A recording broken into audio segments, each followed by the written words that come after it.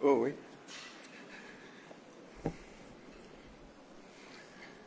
Monsieur le gouverneur, je pense que vous avez su introduire, de peur de vouloir appeler toute la préséance et puis oublier une personnalité, ça pourrait ne pas être intéressant.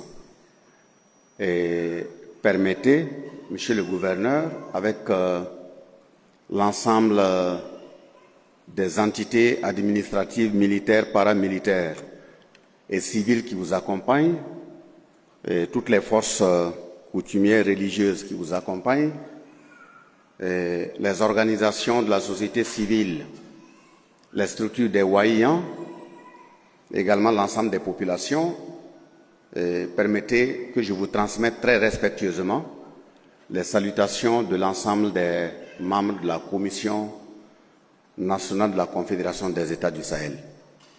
Et aujourd'hui, pour cette circonstance, je suis accompagné par deux membres de la Commission au niveau de la direction.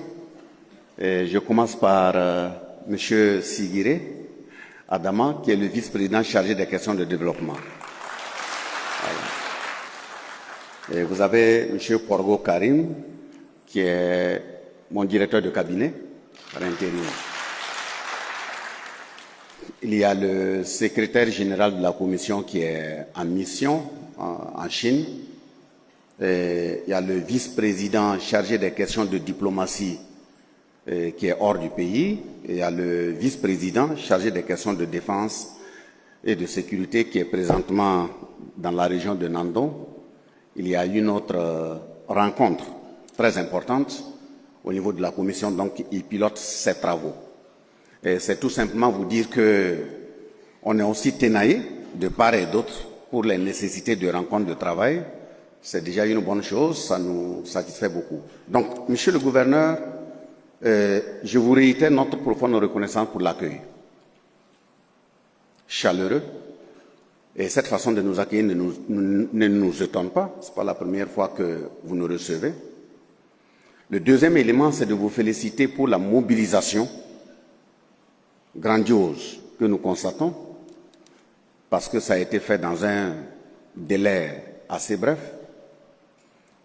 Et troisièmement, c'est de féliciter également les différentes composantes de cette population, la jeunesse, les forces de défense et de sécurité, les VDP, les forces religieuses coutumières, pour leur disponibilité à répondre à l'appel du premier responsable de la région que vous êtes.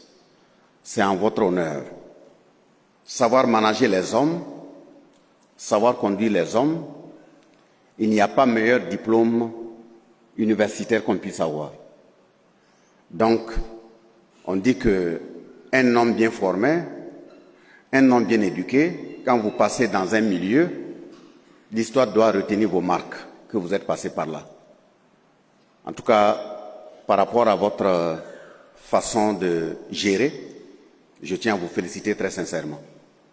Donc, chers frères et sœurs, la rencontre de ce matin, cette conférence de ce matin, qui est la 6e, parce que nous sommes passés par Zignaré, dans la région de Woubri, sommes passés dans le Liptako, à Dori, nous sommes passés dans la région de Kulsé, à Kaya, nous sommes passés dans le Nazino, à Manga.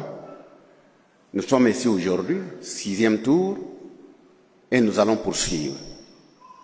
Poursuivre parce que nous sommes premièrement dans une période révolutionnaire. La révolution populaire progressiste. Une révolution ne se vit pas dans un bureau.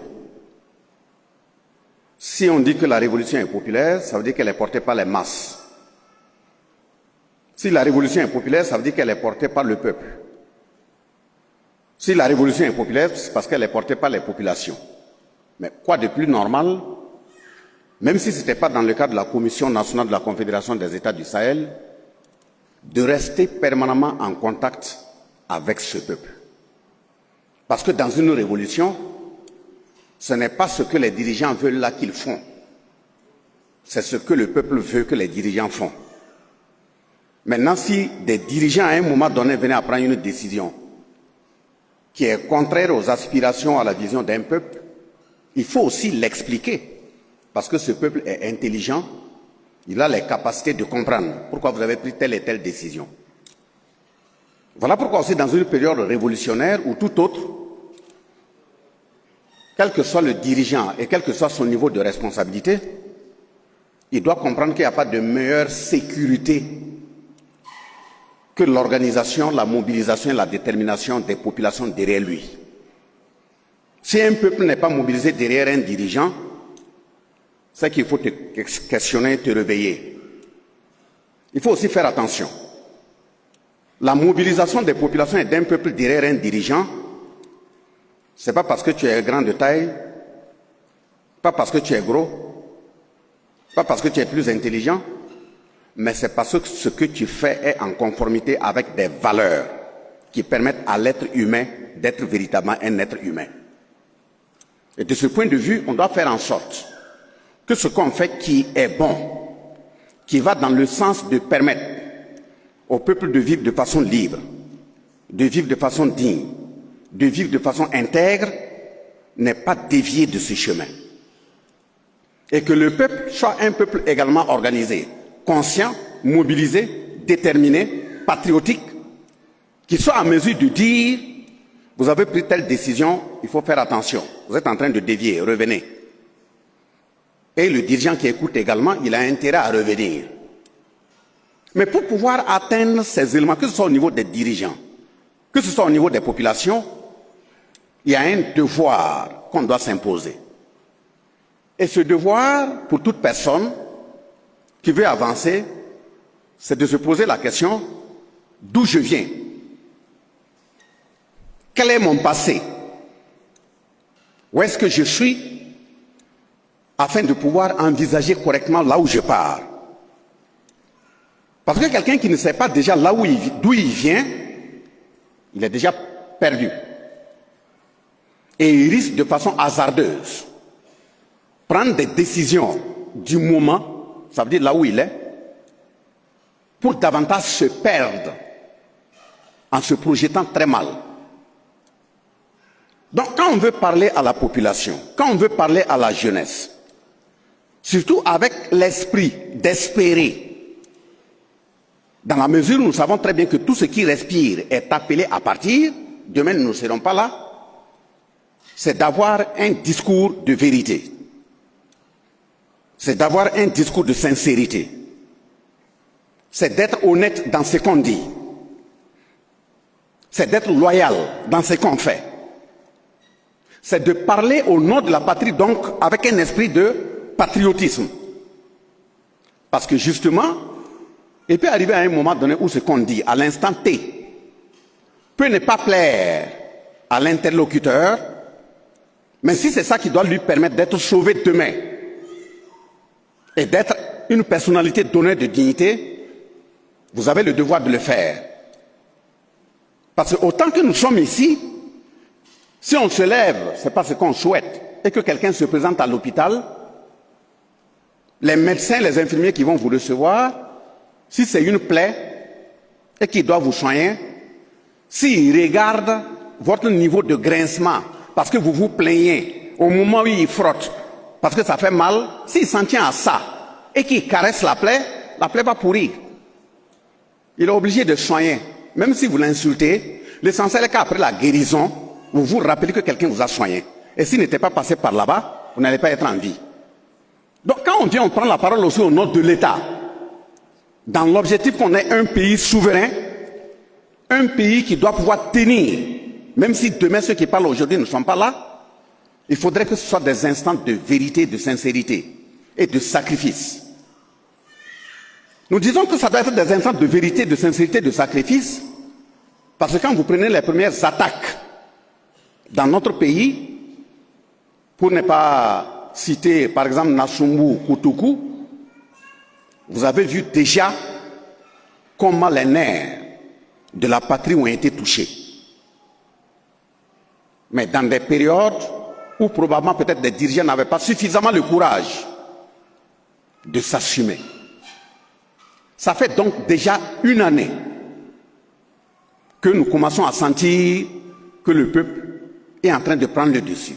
Mais ça fait déjà 10 ans que nous faisons face à une guerre qu'on est venu nous imposer. Probablement les ennemis de ce pays avaient souhaité, auraient souhaité, avaient calculé et programmé qu'à une telle période, on n'ait même pas la possibilité de mettre le nez dehors, encore moins organiser des conférences au niveau des régions. Et si on arrive à organiser des conférences, c'est aussi la preuve que ce peuple burkinabé est un peuple véritablement intègre, résilient, combatif, de dignité, d'honneur, de patriotisme. Ça ne veut pas dire qu'on ne continue pas de saigner. Nous continuons de saigner.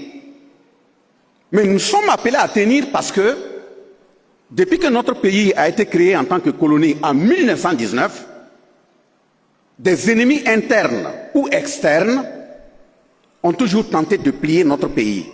Ex-Haute-Volta, aujourd'hui Burkina Faso. Ils plient le pays, ils ne se cassent pas.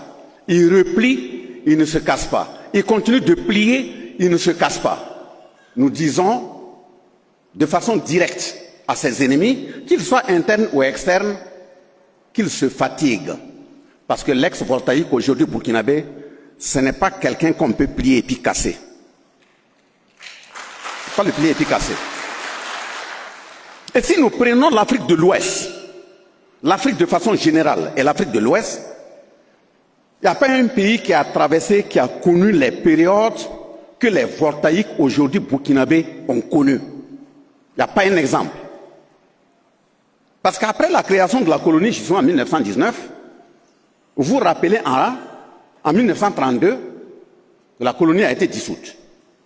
Morcelée et partagée entre le Mali, la Côte d'Ivoire et le Niger. En 1942, 4 septembre, la colonie a été reconstituée. Et le 11 décembre 1958, il y a eu la proclamation de la République. Et le 5 août 1960, il y a eu ce qu'on appelait les indépendances formelles. Mais des indépendances formelles, jusqu'à aujourd'hui, regardez ce que nous avons vécu. Ces rappels sont nécessaires parce que c'est sur la base de ces rappels que tout dirigeant, tout burkinabé, avant de poser un acte, il faut te poser la question d'où nous venons. Il y a eu le 3 janvier, où le peuple a estimé que la façon de gérer le pays, ce n'était pas bien, le premier président est parti. Le soulèvement populaire. Il y a eu les dates des 17 et 18 décembre 1975, où le même peuple a interpellé le général Feu Sangoulé Lamizana, paix à son âme. Il y a eu le 15 juin 1995, à Garango, où suite à des manifestations scolaires, 2 enfants du Burkina sont partis.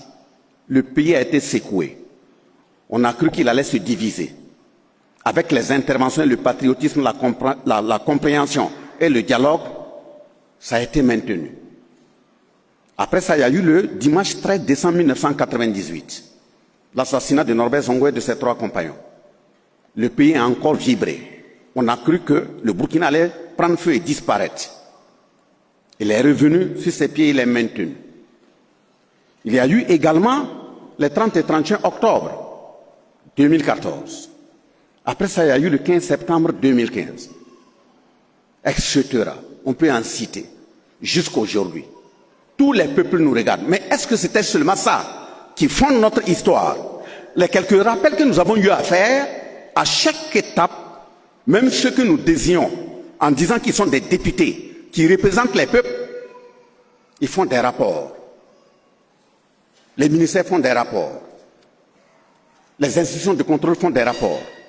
Si on veut bien avancer, il ne faut pas qu'on s'écarte et qu'on sache quelles ont été les plaies hier pour mieux les soigner, mieux évaluer notre présent, pour mieux nous projeter.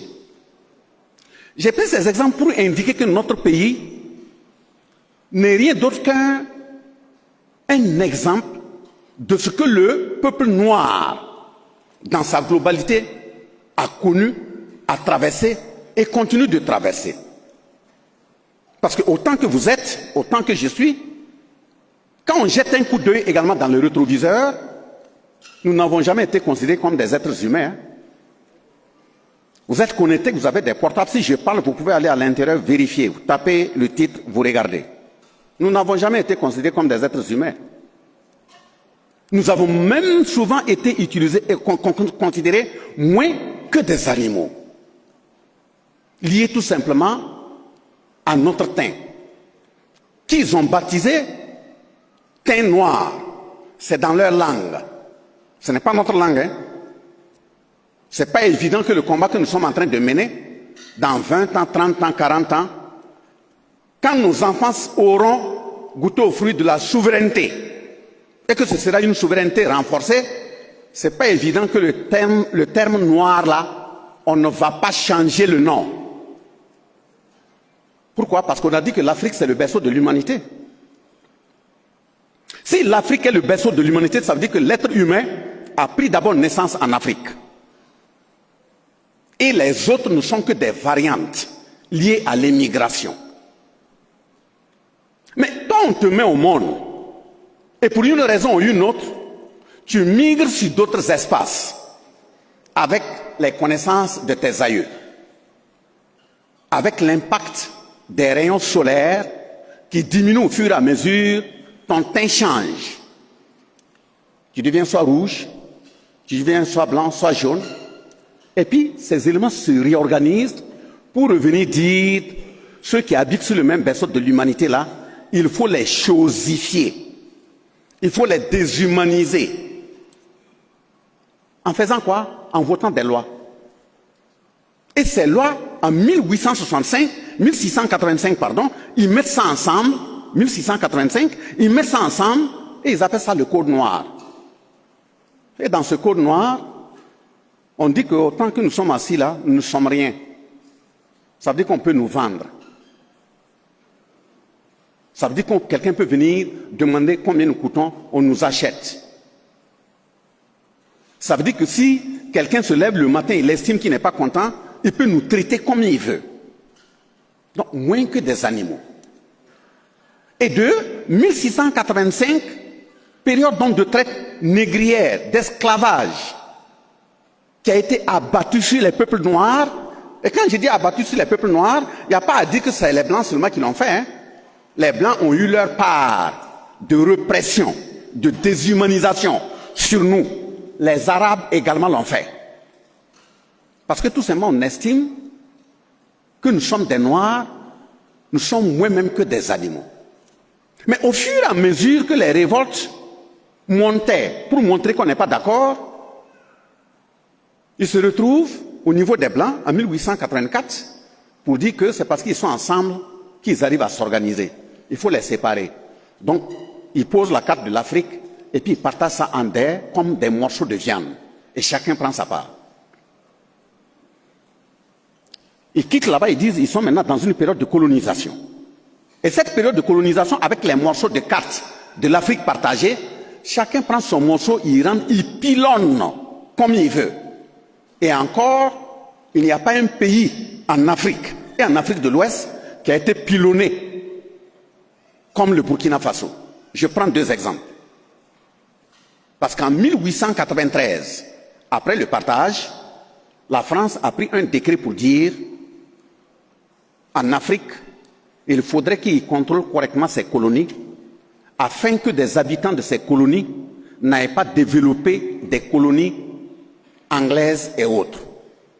Parce que si vous demandez à nos grands-parents, ils vont vous dire leur déplacement, leur voyage dans le temps, ce n'était pas la Côte d'Ivoire, c'était le Ghana à côté. Et si vous demandez, ils vont vous faire sortir des vélos, voilà, d'une certaine longueur là pour indiquer que c'est là-bas qu'ils les ont achetés. Donc en 1893, la France prend un décret pour dire on ne va plus admettre qu'une colonie française ait développé une colonie anglaise. Et en même temps, on frappe dans nos populations, les déporter comme des bêtes pour aller développer les autres colonies françaises. Si vous demandez aux grands-parents qui ont vécu dans ces années, pour ceux qui ont toujours un peu de mémoire qui peuvent parler, ils vont vous dire que des gens ont quitté Tinkodogo ici, transportant soit du coton ou du riz, mais ont marché jusqu'au Sénégal.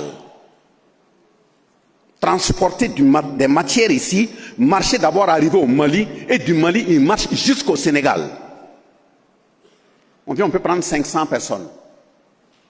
Et dans leur marche pour atteindre même là où les bateaux doivent emporter ce qu'ils ont amené, sur les 500 personnes, s'il y en a beaucoup, c'est 50 et quelques.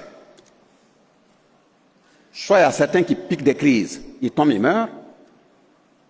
Il y a ceux qui ont les pieds enflés, ils n'arrivent pas à marcher, on les abat. Si vous cherchez sur le net, il y a un livre qui a été écrit par Feu Titenga Passéré, Les droits des travailleurs migrants, de 1887 à 2014. Si vous regardez à l'intérieur, il dit que sur chaque passage d'une colonie avec les voltaïques, derrière eux, il y a toute une colonne de vautours. Vous savez très bien que là où il y a le sang humain, là où ça sent, les animaux également viennent. Ceux qui ont été attrapés par des animaux sauvages, des félins, dans cette marche, on ne peut pas en compter. Donc ça veut dire qu'on a frappé encore en plein milieu. Et dans ça, ceux qu'on puisait ici, pour amener en Côte d'Ivoire, quand ils arrivent, il y a certains qui courent, qui reviennent. On vient, on prend quelqu'un à couper là, on prend quelqu'un à Tinkodogo, on amène, il n'est pas chez lui, c'est par force. Il veut revenir. Qu'est-ce que la France a fait de façon cynique? Pour dire qu'ils ont des sociologues et des psychologues, ils disent qu'il faut permettre de créer des villages de même nom que le lieu où on les a attrapés par force. Si on appelle le village de même nom que de là où on les a attrapés, psychologiquement, ils vont se sentir chez eux. Donc, en 1933, ils ont pris un décret qui permet de créer les noms des villages de même nom que les villages du Burkina Faso où ils ont prélevé les gens. D'où est parti en Côte d'Ivoire, vous croisez le nom du village Tinkodogo. Vous croisez Koupela. Vous croisez Koudougou 1. Vous croisez Koudougou 2. Ce ne sont pas eux qui sont partis pour créer des villages parce qu'ils le veulent. Ça a été une initiative malsaine française. Quand ils ont fait ça, mais toutes les crises qui sont venues après, même quand on parle de l'opération Bahiri, on avait cru que peut-être les dirigeants à son temps, qui ont des historiens aussi, allaient interpeller pour dire que la France est la première responsable de ce qui nous arrive. Ça n'a pas été fait. Mais justement, est-ce que ça s'est arrêté là-bas? Ça ne s'est pas arrêté là-bas. On a continué de pilonner notre pays. Et pilonner notre pays depuis les indépendances, j'ai dit bien indépendances formelles, du 5 août 1960 à nos jours, ils n'ont jamais cessé. Pourquoi ils n'ont jamais cessé? Ils n'ont pas cessé parce qu'en janvier 1957, l'Assemblée nationale française a pris une loi. Si vous tapez sur vos portables, vous mettez Organisation commune des régions sahariennes. Vous allez voir ça. Ils ont pris une loi pour dire que leurs géologues ont analysé le sol africain et que dans le Sahara, dans le monde entier, il n'y a pas un coin qui a la même quantité de richesse que la zone qu'ils ont appelée Organisation commune des régions sahariennes. Et cette zone, c'est une partie du Mali, une partie de la Mauritanie, une partie du Niger et une partie du Burkina qui vient jusqu'à Akaya. 1957. Parce que quand on analyse effectivement le fond, ce que cette zone contient comme richesse, or, diamant, uranium, pétrole, ils ont même découvert que la nappe souterraine, ça veut dire la nappe d'eau, la fracture interne qui contient l'eau, même si on bloque tous les robinets du monde, si on commence à exploiter cette nappe souterraine, elle peut alimenter le monde entier pendant un siècle. Vous imaginez? Ça quitte la Mauritanie, passer par le Mali, les fragments au Niger, le Burkina Faso, ça va jusqu'en Égypte, traverser Éthiopie, etc. Ils sont au courant de tout ça. Donc quand ils viennent, pour dire qu'ils viennent pour défendre les droits humains, ils viennent pour s'installer dans le Sahara, dans le Sahel, que c'est nous qui veulent défendre. Quelqu'un qui a pris des lois en 1685 pour déshumaniser ton père, déshumaniser ta grand-mère, les torturer, les attacher moins que des animaux. Et certains qui ont voulu résister en courant, on les attrape, on coupe le tendon vers le talon pour qu'ils ne puissent plus marcher. Un tel type, une telle espèce, un tel groupe, peut-il revenir te dire, toi qui es l'enfant descendant de ces aïeux qui ont été martyrisés là, il vient et te dit, non, aujourd'hui là, bon, moi je suis venu pour te défendre, vraiment, on est la même chose, bon, on est tous des êtres humains, il y a les droits humains, toi aussi tu as droit à la vie, moi je suis venu pour te défendre et puis te protéger. Si tu es intelligent, il faut te réveiller vite. Il faut te réveiller vite parce que le matin, si une hyène passe à côté du champ d'un bouc, et puis il dit au bouc, bonjour mon parent, si ce bouc est intelligent, il n'a qu'à commencer à courir. Donc on a intérêt à se préparer. On ne se prépare pas, c'est pas où. Mais c'est pour faire face à cette exploitation vile, où ils ont... Pourquoi je parle d'indépendance formelle le 5 août 1960? Parce que, même pour donner ces indépendances, ils se sont organisés pour dire que comme au fur et à mesure, les résistances montent là, il faut faire en sorte que les gens ne continuent pas de manifester. Il faut leur donner des dates et leur dire qu'ils sont libres. Et ces dates-là, ils commencent au Niger. Ils donnent 1er août, ils donnent une date. Et puis ils se reposent par exemple le 2. Le 3 août, ils vont ailleurs, ils donnent une date. Ils se reposent le 4. Le 5, ils viennent en Haute-Volta, aujourd'hui Burkina Faso, ils donnent une date. Ils se reposent le 6. Le 7, ils vont en Côte d'Ivoire, ils donnent une date. Ça coïncide avec un week-end, ils se reposent. Le 11, ils montent au Tchad, ils donnent une date. Ils se reposent le 12. Le 13, ils montent en Centrafrique, ils donnent une date. Ils se reposent le 14. Le 15, ils montent au Gabon. C'est ça des dates d'indépendance? Donc ce sont des dates octroyées. Maintenant, si nous les commémorons, c'est en la mémoire de nos grands-parents qui se sont battus, mais ce n'est pas parce qu'on considère que c'est véritablement des dates d'indépendance. Même en donnant ces dates, qu'est-ce qu'ils ont fait? Ils ont dit, on vous donne les dates. En même temps, en dessous, ils continuent de tuer. Il y a certains dirigeants dans certains pays où on a coupé la tête du dirigeant, posé au quartier et forcé les populations pour venir regarder. Et dit, vous voyez comment il est, c'est lui, non? Gare à vous si quelqu'un d'autre sort encore dit qu'il va vous défendre. Ils l'ont fait à Philippe Moumier au Cameroun. Vous avez vu, il n'y a même pas 3 mois, ils ont appelé les Malgaches, Madagascar, là, les responsables, pour dire, venez prendre les crânes de vos chefs qu'on avait coupés et puis emportés. Si tout ça là c'est loin, et regardez au Congo à côté, Patrick Lumumba, ce qui lui est arrivé. On tue un être humain, on le découpe comme un mouton, on met dans des barriques d'acide, on dissout. Et puis, ceux qui ont fait ça, ils enlèvent une dent à les poser chez eux. C'est comme si c'est un élément décoratif. Parce que l'Afrique est en train de se révolter, on prend cette dent, on met dans un cercueil, et puis on vous amène pour vous dire, calmez-vous, voilà les restes de votre président. C'est une façon de dire au Congo, gare à celui qui va se lever et puis parler. Si le Congo est loin, ça s'est passé chez nous. Thomas Sankara. Regardez ce qui est arrivé. Quand on a commencé à vouloir vérifier pour voir si c'est lui qui est dans la tombe, c'est encore eux qui ont les laboratoires, ça à eux on s'est confié, non? Vous prenez les squelettes de quelqu'un, vous partez, quelqu'un qui n'a même pas fait 20 ans, 30 ans dans une tombe, vous partez analyser pour dire qu'il n'y a pas d'ADN.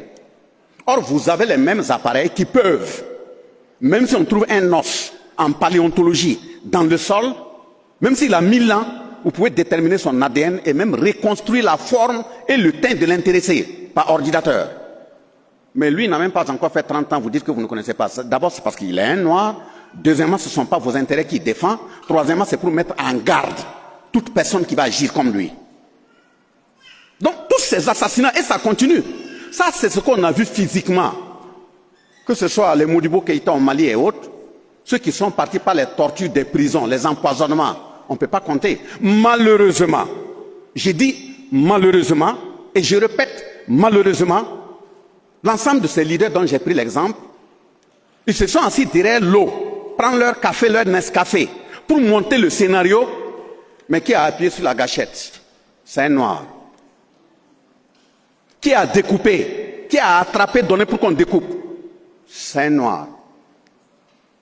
Qui a mis le poison dans la tasse au moment de donner la nourriture en prison? C'est un noir.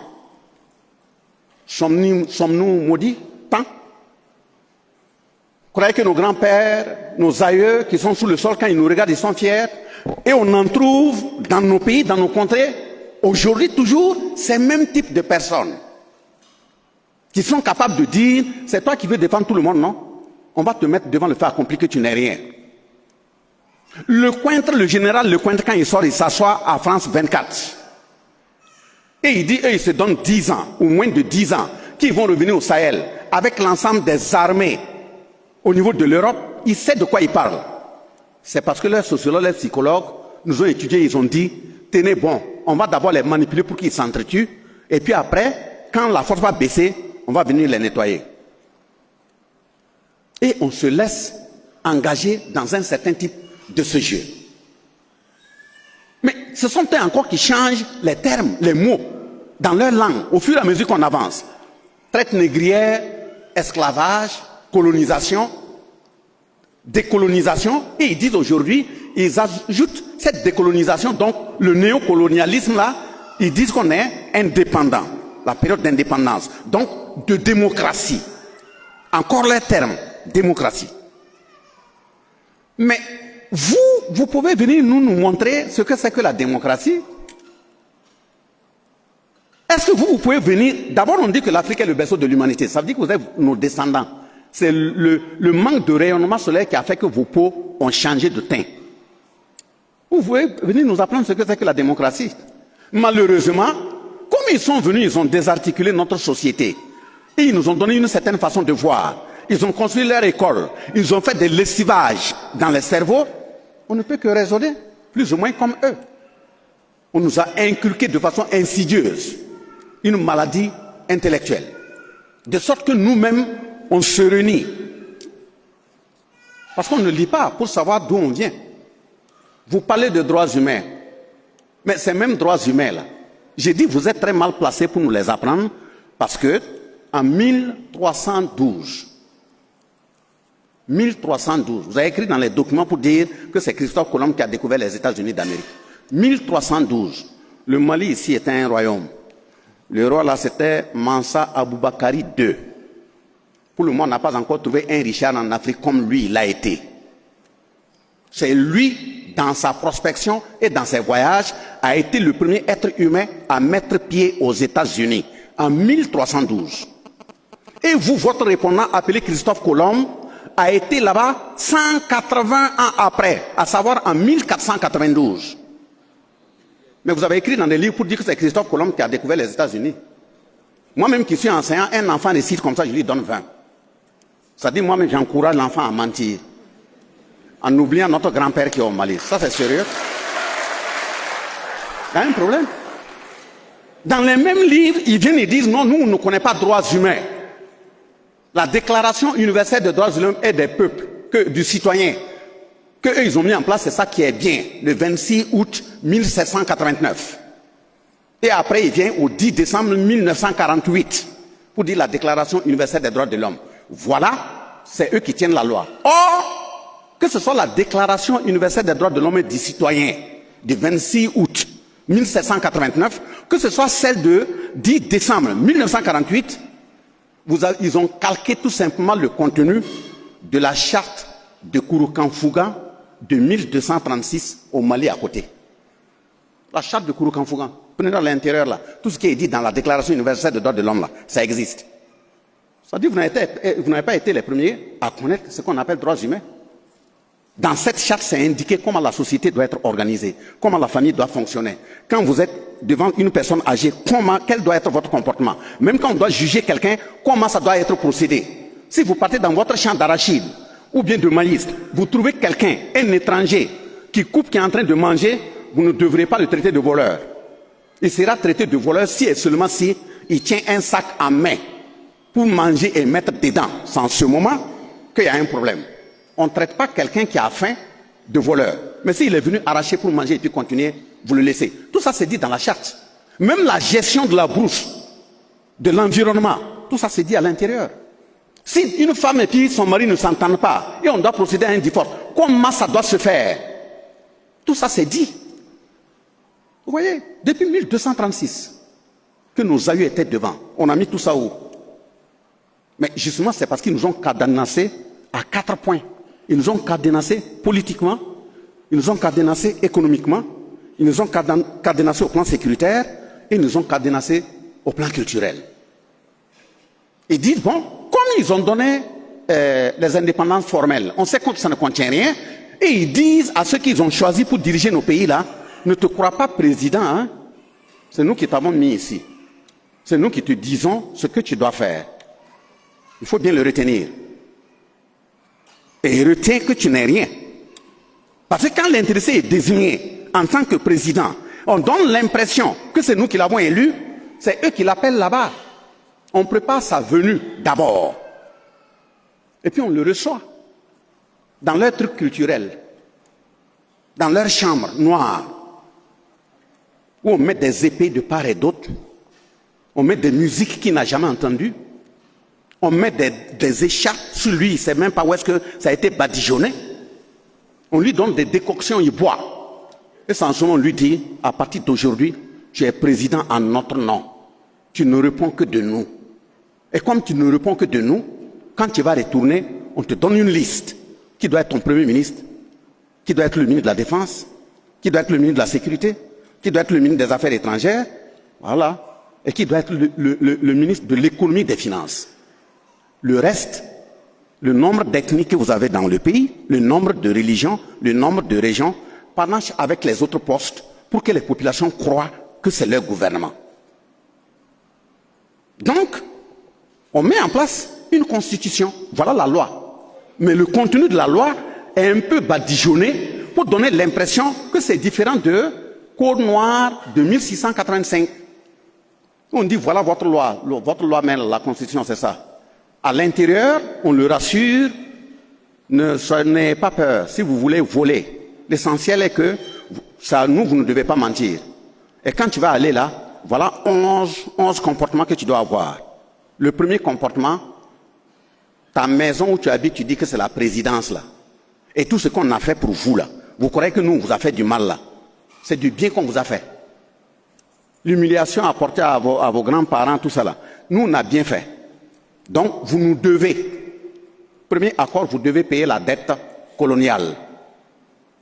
Vous devriez considérer que les bâtiments dans lesquels vous habitez, ce sont des bâtiments français. Il faut payer la location par mois. Et il faut en sorte que les bâtiments clés, assemblée législative, en commençant par la présidence, il faut que ce soit proche de là où notre ambassade est. Pour que si on veut venir à l'intérieur, ce ne soit pas difficile pour nous. Et on a la possibilité, on a même les moyens de creuser en bas, marcher, venir, pour que personne ne nous voie. Vous ne devrez pas déménager et rester. Et ils ont les caméras, ils contrôlent. Et le jour où vous allez vous réunir pour dire conseil de ministres là, ce sont vos populations qui croient que vous êtes en conseil de ministres. C'est nous qui avons décidé de la date et de comment ça doit se faire. Les dossiers que vous devrez analyser en conseil de ministres, c'est nous qui appelons pour dire tel dossier nous on a validé, tel dossier nous on a validé, tel dossier on n'a pas eu le temps, mettez ça de côté. C'est ça qui est l'ordre du jour du conseil de ministres. Et dès lors que vous finissez, vous sortez, vous dites bon, on a validé ça et ça, on dit attendez d'abord. Ils lisent le contenu du rapport, s'ils sont d'accord, ils vous amènent et ils disent allez-y publier dans votre journal officiel. Gare à toi, si un dossier qu'ils ont mis de côté, toi tu le ramènes pour analyser parce que vous êtes en conseil de ministres. On vous l'a déjà dit, pendant ton initiation chez eux, ils te l'ont dit.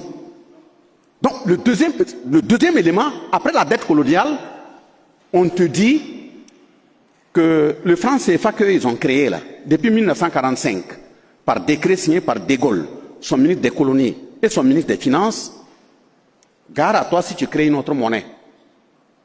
Voilà, c'est le franc CFA que tu dois utiliser.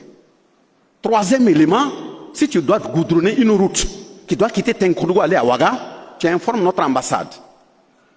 Il va appeler nos entreprises qui sont à Ouaga Bobo pour venir regarder. S'ils ne veulent pas, en ce moment tu peux appeler quelqu'un d'autre. Et on lui dit, dans le cadre de la coopération, les relations avec les pays, gare à toi si tu titres une relation avec un autre pays. c'est avec notre pays seulement que tu dois coopérer. Au niveau de l'achat des armes et autres, la formation des militaires, vous ne pouvez pas coopérer avec quelqu'un d'autre. Hein. C'est nous qui formons vos militaires, vos FDS. C'est avec nous que vous payez le matériel militaire, pas ailleurs. Et chaque année, vous devrez faire le point de la richesse de votre sous-sol. Si vous trouvez du diamant, quoi, parce qu'ils sont venus, ils ont fait la prospection. Et quand ils ont trouvé ce qu'ils voulaient, ils savent que le sous-sol est riche, ils ont gardé ces papiers, et puis fait des faux papiers eux-mêmes pour dire que le sol ne contient rien. Au Burkina, oui, il n'y a rien, il n'y a pas d'or, il n'y a rien. Aujourd'hui, on commence à découvrir.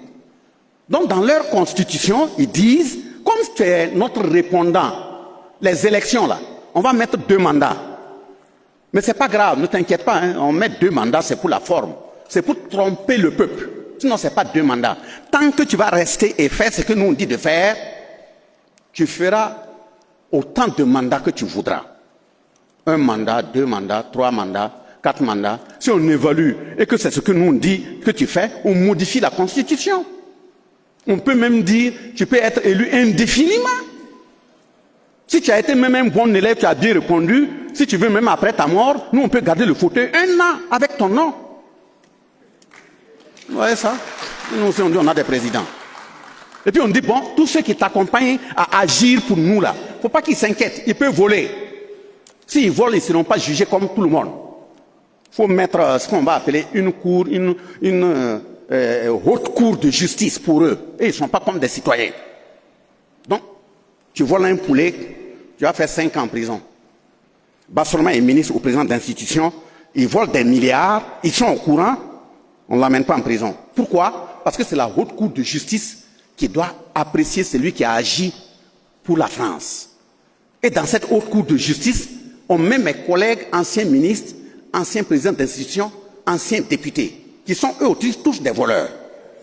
Donc ils se connaissent entre eux.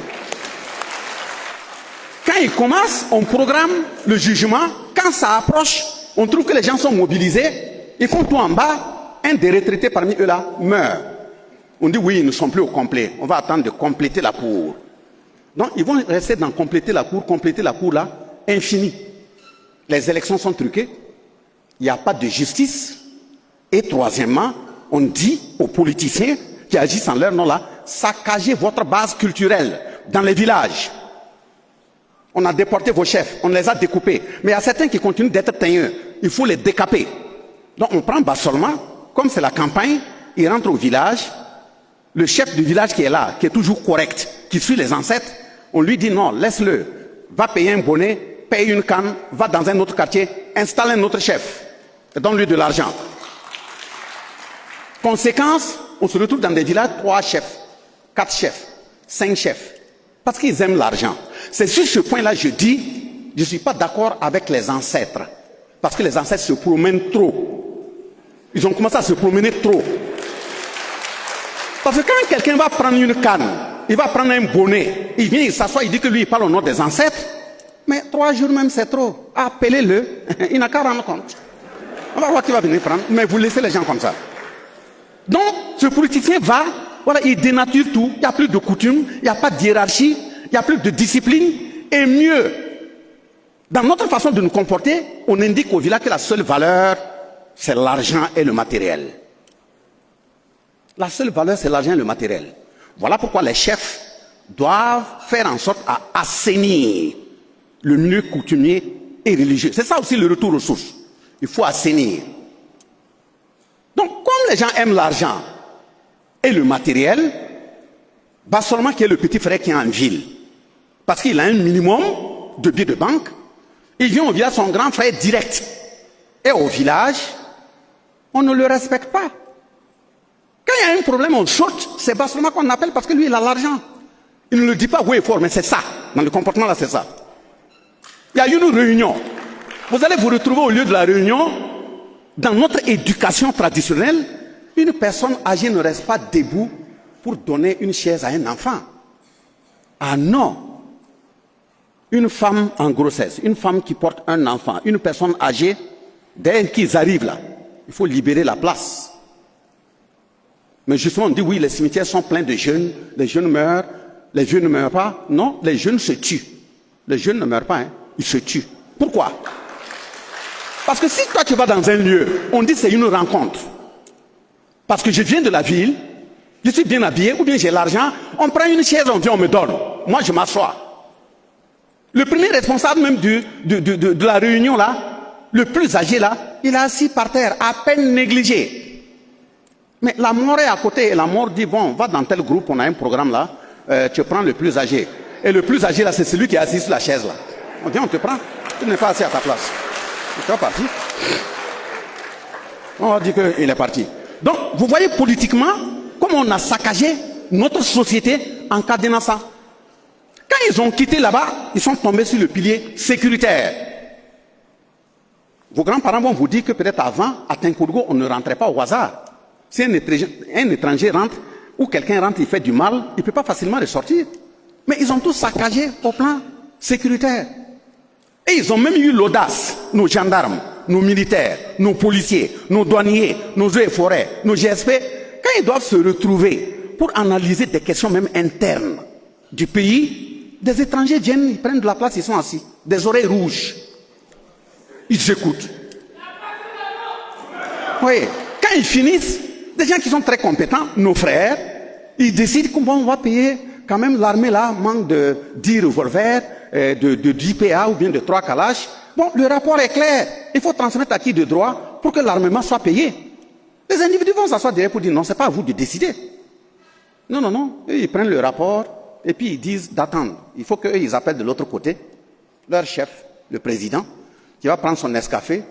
Quand il va être libre là, s'il donne l'autorisation, on va voir comment il faut payer. Et le jour aussi, lui aussi, il prend son Nescafé ou bien son thé, il est content. Il dit à son armée de regarder dans les stocks des anciennes guerres, première, deuxième guerre mondiale. Bon, enlever 4 ou 5 revolvers envoyés. Des choses qui ne crépitent même plus. Tout est rouillé. On enlève, on vient, on donne. On appelle le président du pays, on dit oui, il y a une dotation militaire qui est venue. On est en train de vous doter en armement. Et puis on mobilise toute la presse. Ils n'ont pas le courage même d'ouvrir les coffres pour qu'on voit que ce sont des choses qui sont rouillées. Et puis à côté de ça, on associe même un appareil de musique pour vous faire danser. Il n'y a rien dans le pays. Et ils regardent les Fokker, voilà, de 1919 ou bien 38 là, des choses qu'ils ne voient pas. Ils se débrouillent pour que ça vienne se déposer à Ouagadougou sans être cassé. Et on vient filmer. On nous a donné même un avion de combat. Or, il n'est même pas capable de pourchasser des moustiques. Un avion de combat. On ne peut rien dire. Donc, on nous saccage au plan sécuritaire. Et on dit, comme dans l'accord, on a dit que vous ne pouvez pas payer des armes ailleurs, vous êtes obligé de payer chez eux. Ils connaissent votre capacité de feu. Ils connaissent le nombre des militaires. Ils connaissent le nombre des gendarmes. Ils connaissent le nombre des policiers. Puis vous ne pouvez pas recruter sans leur accord. Il faut d'abord eux leur accord. Donc ils connaissent le nombre, ils connaissent comment vous êtes doté en armement. Et ils savent, s'ils programment de venir par des bandits vous attaquer, ils savent par où attaquer et comment attaquer. La preuve, rien que 3, 5 ans, 6 ans, 7 ans en arrière, demander, c'est vrai qu'on dit que c'est la grande muette, mais quand c'est la grande muette là, il faut qu'il y ait des grandes gueules pour parler en leur nom. Il faut leur demander, on dit d'aller sur le front de l'attaque. Et moi, en tant que président, ce que je leur dis, c'est de dire, il faut les envoyer sur le lieu de feu. L'essentiel, ils n'ont pas besoin de beaucoup d'armes. Arrivés, ils n'ont qu'à taper la main. S'ils font du bruit, l'ennemi ne va pas venir. Depuis quand, devant un djihadiste, on va taper des mains pour chasser des djihadistes? Ils ont vécu ça? C'est sérieux? Ils sont 200 parmi eux, même casse ou bien gilet là. Ça ne vaut pas 40. Les armes, il n'y en a pas. Et ce sont ceux qui sont en train d'aller, qui emportent les armes. Et ceux qui sont sur le terrain. Mais quand vous dites même à quelqu'un d'applaudir, faites du bruit jusqu'au matin, mais il fait du bruit à partir de 19h jusqu'à 4h du matin, il est fatigué, il dort, mais on ne peut que venir le canarder. On a fait tout ça dans le pays. Donc vous voyez comment on a saccagé le plan sécuritaire, culturel également saccagé, économique saccagé. Voilà pourquoi, comme les ancêtres nous accompagnent toujours, on a eu un moment où les 3 pays ont eu 3 présidents qui se sont retrouvés le 16 septembre 2023 au Mali pour dire, au vu de notre histoire, si on ne change pas la façon de faire, ça sera grave. Et cette façon de faire, pour pouvoir avancer, il faut qu'on mette en place ce qu'on va appeler l'Alliance des États du Sahel, en analysant la charte de l'Iptako Gourouma. C'est ce qu'ils ont fait au Mali, à Bamako, le 16 septembre 2023. Et le 6 juillet 2024, ils se sont retrouvés au Niger pour prendre le traité, le règlement intérieur et faire un communiqué final pour mettre en place la Confédération des États du Sahel. Justement, certains disent, mais ils ont fait confédération. Pourquoi il ne fallait pas aller à fédération? Mais quand ils avancent, ils doivent toujours questionner l'histoire. Parce que si vous tapez sur vos portables, en janvier 1959, avec Modibo Keïta au Mali, c'est lui qui était le premier responsable de la fédération du Mali, dans laquelle il y avait la Haute-Volta et le Sénégal. Mais s'ils sont partis en fédération et que la tempête est très forte, les piliers n'ont pas été correctement construits, ça va s'écrouler. Voilà pourquoi il faut aller pas à pas. Au lieu d'aller à une fédération immédiatement, on commence par une confédération. Et dans les documents de cette confédération, il dit, bon, pour mieux construire, chaque pays garde pour le moment sa souveraineté, mais il y a 3 piliers essentiels pour le moment sur lesquels on va commencer à travailler ensemble. Et ça, c'est dit à l'article 4 du décret qui a créé la Commission nationale. Et ces 3 piliers-là, c'est quoi? C'est le pilier défense et sécurité, c'est le pilier développement et c'est le pilier diplomatie. Si on arrive à correctement agir et que les piliers sont correctement assis, on peut évoluer pour voir qu'est-ce qu'il faut ajouter au fur et à mesure pour tendre maintenant vers une fédération. Et c'est ce traité du Niger qui dit, Niamey, donc du 6 juillet 2024, qui dit à son article de créer les commissions dans les pays. Chaque pays a une commission nationale. Niger a une commission, Mali a une commission, le Burkina a une commission. Donc on crée la commission et dans le décret de création de cette commission nationale, il est dit à l'article 3 que vous avez 8 missions. La première des missions, c'est de veiller, suivre la mise en œuvre des décisions des chefs d'État. Deuxième mission, il faut avoir un programme d'activité annuel qui doit être évalué par le chef de l'État. Troisième mission, vous devriez, toutes les 3 commissions, travailler en tandem. Quatrième mission, il faut que vous ayez un plan de communication basé sur le travail que fait les structures de communication nationales et confédérales. Cinquième mission, il faut réfléchir comment il faut renforcer les piliers de la confédération. Sixième mission, il faut faire des études prospectives pour voir comment on peut évoluer vers la fédération. Septième mission, il faut aller devant les communautés, devant les populations, leur donner la parole, expliquer les décisions qui sont prises par l'ensemble des chefs d'État pour que les populations aient leur mot à dire. Et que s'il y a des rectificatifs, elles font des propositions et sur la base de ces propositions, vous rendez compte à qui de droit pour pouvoir voir comment il faut rectifier, comment il faut baliser. Donc, de ce point de vue, et la dernière et 8e mission, c'est toute autre mission qui vous sera confiée. Donc, vous voyez que la commission... Mais on dit que, depuis Niamey, il y a 3 instances. Première instance, c'est le collège des chefs d'État, quand les 3 chefs d'État se retrouvent. Deuxième instance, c'est le conseil des ministres de l'espace confédéral. Troisième instance, c'est la session parlementaire de l'espace confédéral. Mais quand on fait tout ça, vous allez voir des gens pour vous décourager, ils vont dire non, ça n'avance pas là. Depuis là, écrit là, on en est où? Qu'est-ce qui est fait? On comprend que les gens soient pressés, mais vous imaginez une boue qui a été versée depuis 2 siècles, des siècles, et on vient en 3 ans, dans une période de guerre, c'est difficile de la décaper très facilement et rapidement. Il faut avancer de façon très sereine. C'est ce qui a fait que quand le collège des chefs d'État s'est réuni, ils ont dit il faut désenclaver nos capitales. Ils ont pris la décision de faire 2 grands projets. Un premier grand projet autoroutier qui va quitter Bamako, venir à Ouaga, quitter Ouaga, aller à Niamey, et quitter Niamey, rejoindre Bamako. Deuxième grand projet, un projet ferroviaire qui va relier les 3 capitales et qui va aussi quitter Kaya pour rejoindre Lomé. Troisième projet, c'est la question des passeports de l'espace AES. Ça a été fait. L'autre projet, ils sont en train de mettre en œuvre la production des cartes d'identité biométriques de l'espace AES. L'autre projet qui a suivi, comme il faut de l'argent, ils ont créé la Banque confédérale d'investissement. L'autre dossier qui a suivi, on dit, mais nous sommes en train de parler de panafricanisme. Le Burkina, qui est un peu en avance sur cette question, le chef de l'État a décidé de dire, toute personne qui dit qu'il veut venir au Burkina, et qu'il est un Africain, où qu'il soit, il n'y a pas de raison qu'il ait besoin d'un visa pour venir chez lui, parce qu'au Burkina, c'est chez lui. Et l'autre élément qui suit, c'est tout faire, mettre dans la main tous les 3 pays, analyser, parce que nous sommes dans une période d'intense communication. Il faut créer des organes de communication. Un journal papier, une radio et une télévision. Tout ça, c'est en cours, etc., etc., etc. Mais quand on cite tout ça là, est-ce que ça veut dire qu'on doit dormir sous nos lauriers? Non.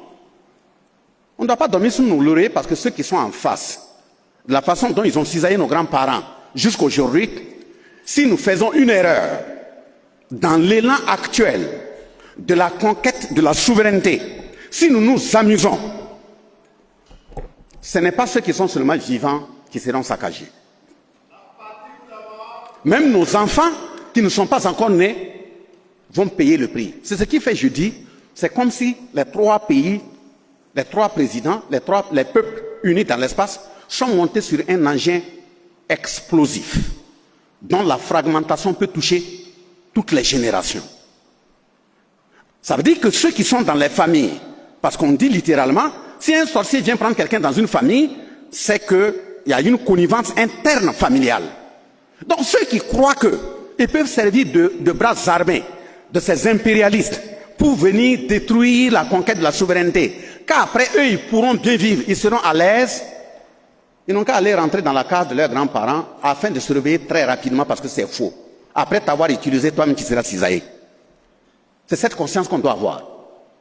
Donc pour dire que nous avons en face de nous un feu terrible. Mais faut-il baisser les bras parce que Lumumba a été saccagé? Parce que Sankara a été saccagé?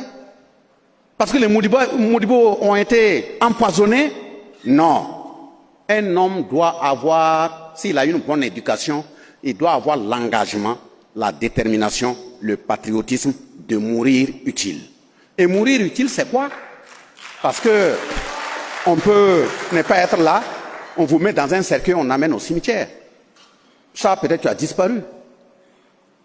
Mais la mort qu'il faut éviter, un homme bien éduqué doit éviter, c'est qu'on est en train de maltraiter ta patrie. On maltraite tes parents. On les met à nu. Et toi, tout honte bu, tu fermes tes yeux, tu dis tu ne vois pas. Tu n'es plus vivant. Même les chiens bien dressés, quand on prend la nourriture, on jette par terre là, ils ne prennent pas. Je parle des chiens bien dressés. Mais comment un être humain peut résumer sa vie à dire, si vous voulez insulter moi comme vous voulez, l'essentiel c'est de me donner à boire et à manger. Ce n'est plus quelqu'un de vivant, il ne vit plus. Un homme doit déterminer un idéal. Et tu dois être prêt à mourir pour cet idéal. Mais maintenant quand l'intéressé dit qu'il est prêt aussi à mourir, ce n'est pas une question de suicide. Il est dit littéralement que la bouche parle bien quand la nuque est bien protégée. Mais qui protège la nuque? Et c'est ce que j'ai dit à l'introduction. Ceux qui protègent la nuque, c'est le peuple qui doit prendre conscience qu'il y a des gens qui ont décidé de parler en leur nom. Et ces gens ne doivent pas être couchés dans la maison en train de compter le nombre de toits parce qu'à tout moment ça peut crépiter sur lui. Si l'intéressé se retrouve dans un tel parage, c'est qu'il n'a pas un peuple. S'il a un peuple, c'est le peuple qui doit crier solidarité autour de lui et dire gare à tout ennemi qui va porter atteinte à sa vie. Et c'est le peuple qui porte la charge. Parce que tous les leaders qu'on a vus là, que j'ai cités ici, ils ont crié d'une façon ou d'une autre. Même Sankara, il a crié. Moi, je ne dis pas que quand un leader fait des discours, de ne pas l'applaudir à la télé quand il fait des discours. Un chef d'État fait des discours, on l'applaudit. Il faut même l'applaudir, c'est très bien. Mais ce n'est pas suffisant. Quand il finit le discours là, que ce soit en meeting, que ce soit en rencontre, il faut te retrouver seul. S'il s'est exprimé dans une langue que vous ne comprenez pas, associez-vous à un frère qui comprend la langue. Écoutez son discours là mot par mot et phrase par phrase. Parce que les leaders lancent des alertes. Et si tu embarques, tu laisses l'émotion embarquer le discours, il y a des choses que tu ne vas pas déceler. Des appels peuvent être lancés, des alertes peuvent être lancées entre les lignes des discours. C'est-à-dire, venez, je subis du feu. Je prends un exemple. Sankara a crié. C'était pendant un message face à la presse. Les gens ont applaudi, voilà quelqu'un qui est courageux. Il dit, je suis sur une pente raide, un cycliste en train de pédaler. À gauche, c'est des précipices, à droite, c'est des précipices. Si j'arrête de pédaler, je vais tomber. Je suis obligé de continuer. Il n'y a pas une autre façon de vous dire, je ne suis plus en vie. On a fait quoi? Il y a Norbert Zongo. Il a crié. Kaya Esso a tenté de l'empoisonner. Il a pu s'échapper. Ouagadougou, on a tenté de l'attraper combien de fois? Il a pu s'échapper. Chaque fois, il met dans le journal, je suis en danger. Mais ce pourquoi il écrit, ce n'est pas pour sa famille nucléaire. Mais une semaine avant son assassinat, il a dit à un vieux qui est parti lui rendre visite que lui, il a confiance actuellement au Burkina quand une seule personne. Il a dit ça 3 fois. Et il dit que cette personne-là, c'est son chien qui est couché. Parce que la nuit, quand lui, il s'assoit ici pour veiller sur sa famille, le chien vient se coucher ici jusqu'au matin. Il y a une façon de dire au vieux, va dire au peuple que je suis en danger. On a fait quoi? Donc, c'est normal de regarder un chef de l'État qui s'assoit devant les journalistes et fait des discours, chacun partage. Il faut écouter ça attentivement. Mais on n'écoute pas attentivement pour aller dormir. Dès lors que vous avez compris, décelé ce qu'il a dit, dès lors que vous êtes le bouclier, vous portez cette révolution et vous portez sa parole, c'est à vous de regarder autour de vous. Toute personne dont son acte posé doit aller contre l'élan de lui dire je te mets en garde. Et ça ne doit pas se limiter seulement à la mise en garde. Demandez à nos grands-parents qui étaient à Tinkodogo ici. Il y avait des réunions de famille, non? On fait la réunion de famille. Si tu déconnes, on te met en garde. Si tu continues, on choisit 2, 3 personnes bien baraquées, on t'attrape, ils vont au flanc de la colline, ils reviennent rendre compte. C'est terminé. Le terrorisme aussi, ça doit être comme ça. Comme un enfant, vous avez un frère, vous savez bien qu'il ne fait rien. Mais à un moment donné, il commence à rouler carrosse. Il distribue de l'argent. Il change de rythme de vie. Et c'est lui qui doit aller être le répondant de l'ennemi dans la famille. Et d'autres personnes même se taisent parce que, bon, comme il a l'argent, il vient, il leur donne là, c'est pas la peine de réagir. D'autres savent très bien que les actes qu'ils posent là, c'est pas des actes qu'ils doivent poser, mais on regarde. Des femmes qui frient des poissons, qui prennent, qui rentrent en brousse, on ne sait même pas qui ils vont vendre, et deviennent subitement riches. Et chacun s'assoit, on appelle, oui, la gendarmerie n'a qu'à venir, l'armée n'a qu'à venir, la police n'a qu'à venir, les douaniers n'ont qu'à venir, les eaux et forêts n'ont qu'à venir, les GSP n'ont qu'à venir parce qu'on souffre. Non, le nettoyage de la saleté doit commencer d'abord au niveau familial. La famille se réunit, la communauté se réunit. Toi là, on sait ce que tu fais, il faut arrêter. On te met en surveillance. Si tu répètes, la famille se réunit un soir. Et puis le temps est donné. Au revoir à tout le monde. Toi, tu es déjà attaché. Je n'ai pas terminé les termes pour dire que Barcelone a massacré ses frères. Mais je leur ai dit, c'est lui qui déconne. Si la communauté ne peut pas te régler, moi on m'appelle. Voilà. Un individu de moins pour que la communauté puisse être en paix. Ce n'est rien. On va le faire. Puis on vient, on rencontre. De toute façon, moi je n'ai pas ramassé ça par terre. Non, on ne peut pas être là. On paie des drones, on paie des armes, on paie des fusils. Ce sont nos frères à bien en tenue qui continuent de mourir.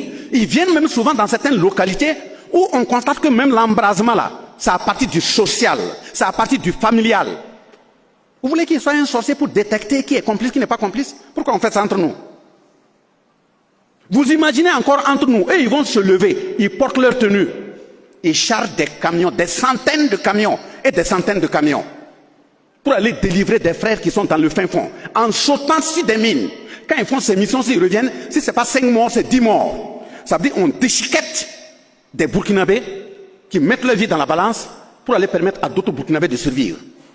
Et on va voir un bassolement parce qu'il est commerçant, il prend ses vivres là, il met dans un magasin, il ferme, il attend que ce soit Dieu pour pouvoir doubler ou tripler le prix.